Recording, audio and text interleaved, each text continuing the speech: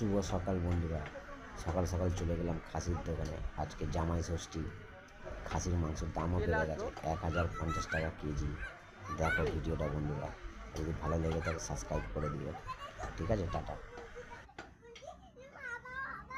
কত করে?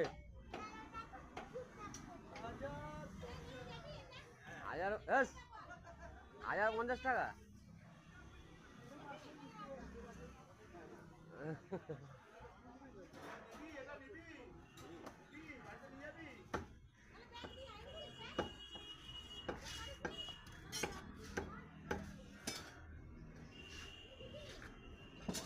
দেবো না না